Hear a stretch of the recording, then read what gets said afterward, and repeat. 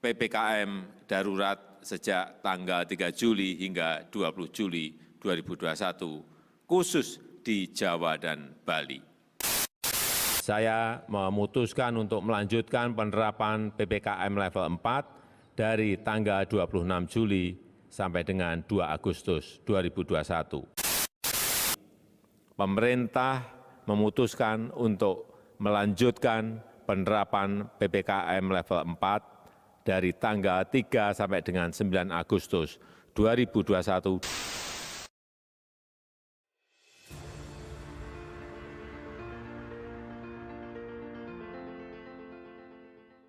Adanya pandemi COVID-19 berdampak pada perubahan model KKN yang dijalankan. KKN yang biasanya ditentukan oleh LPPM di lokasi berbasis desa binaan, sekarang ditentukan sendiri mahasiswa berdasarkan lokasi domisili atau di luar domisili dengan alasan tertentu. Catur Tunggal adalah sebuah desa yang terletak di Kecamatan Depok, Kabupaten Sleman, Daerah Istimewa Yogyakarta. Pada mulanya, Desa Catur Tunggal merupakan wilayah yang terdiri dari 5 kelurahan, yaitu Kelurahan Karangmuni, Kelurahan Merican, Kelurahan Demangan, Kelurahan Kledokan, dan Kelurahan Amarukmo. Berdasarkan maklumat pemerintah Daerah Istimewa Yogyakarta, 5 kelurahan tersebut digabung menjadi satu desa yang otonom dengan nama Desa Catur Tunggal.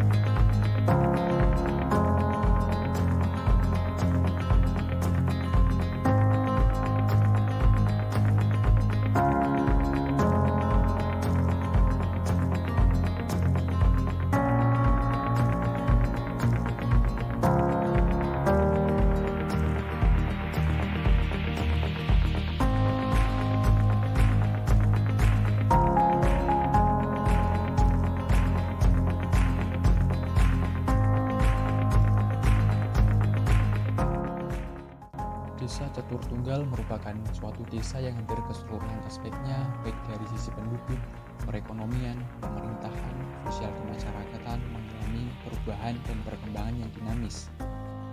Hal ini dikarenakan karena Desa Catur Tunggal merupakan kawasan transosial antara wilayah pedesaan dan perkotaan, dengan banyaknya pendatang, baik itu mahasiswa, pekerja, pedagang, maupun pengusaha yang sedikit banyak mempengaruhi pola kehidupan masyarakat Desa Catur Tunggal.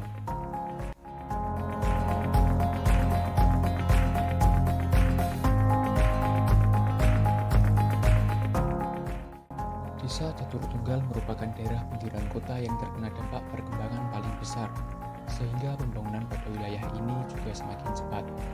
Pembangunan tersebut dapat berupa pembangunan rumah, sekolah, pertokoan, jalan, dan fasilitas umum lainnya.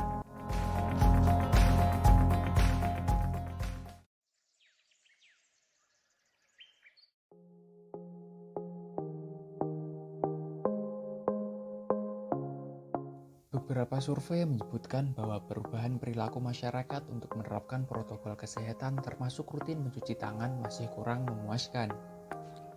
Organisasi Kesehatan Dunia (WHO) telah mengeluarkan panduan untuk publik dalam mencegah penularan virus corona dengan sering mencuci tangan. Menurut data kesehatan, banyak penyakit yang ditularkan karena tidak mencuci tangan dengan sabun dan air bersih yang mengalir.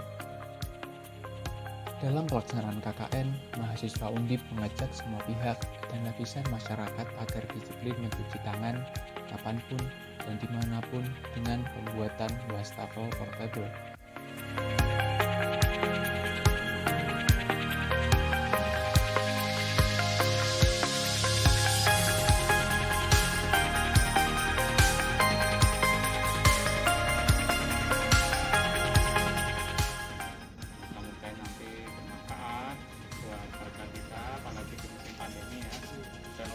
Ini bisa jadi nanti penjual juga pakai, bisa jadi siapa yang lewat juga pakai, ini akan bisa bermanfaat dan moga-moga KKN-nya lancar dan segera lulus, segera nikah.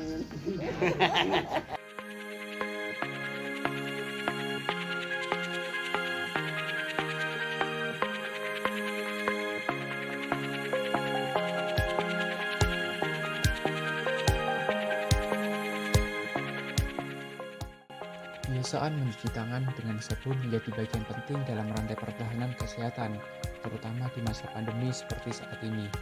Walaupun terkesan sederhana, kebiasaan mencuci tangan dengan sabun merupakan investasi kesehatan jangka panjang yang dapat mengurangi penularan penyakit. Pembuatan wastafel portable ini diharapkan dapat membantu terbangunnya sarana prasarana yang mendukung protokol kesehatan.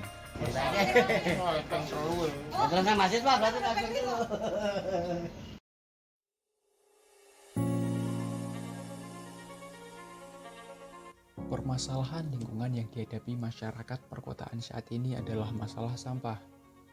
Penanganan sampah rumah tangga yang umum dilakukan oleh pemerintah daerah adalah pengelolaan sampah berbasis tempat pembuangan akhir atau TPA, di mana inti pengelolaan adalah pengumpulan, pengangkutan, dan pembuangan.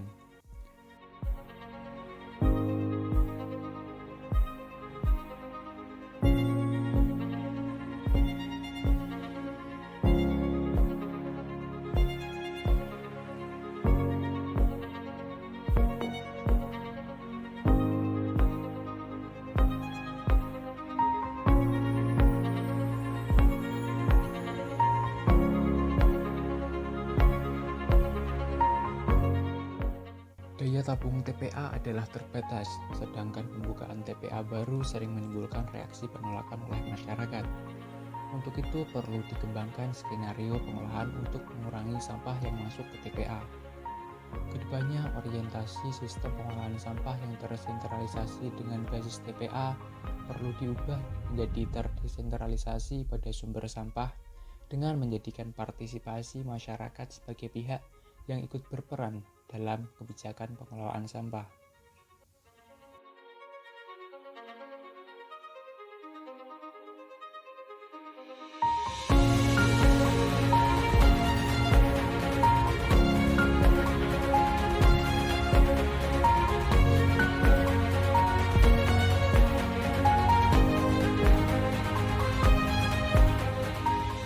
Sistem pembuangan sampah masyarakat saat ini adalah tidak adanya pemilahan sampah dari sumbernya.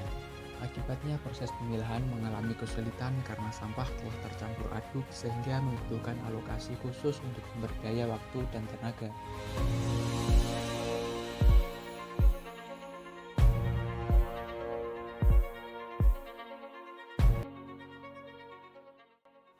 Dari segi pelaku, pengorganisasian proses pengelolaan sampah menjadi sederhana karena pihak yang terlibat hanya satu, yaitu tukang sampah atau pemulung.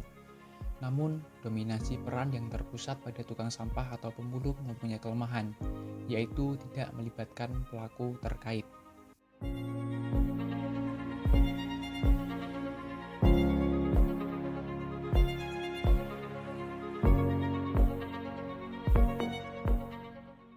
Dalam hal ini, peran serta warga dalam memilah dan mengolah sampah harus dilakukan dengan sadar secara individual. Di pihak lain, tukang sampah dan pemulung perlu diberdayakan lagi untuk mendukung upaya pemilahan dan perlakuan terhadap sampah yang sudah dilakukan oleh rumah tangga, dengan tetap memisahkan sampah saat proses pengumpulan dan pemindahan.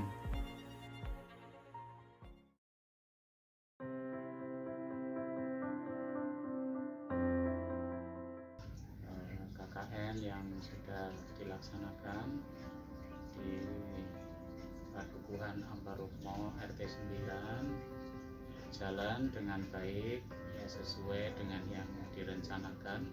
Kayaknya kan kemarin ada dua, yang pertama pengadaan ini alat di tangan ini, sama yang kedua ada pelatihan lewat pembagian buku buku saku ya.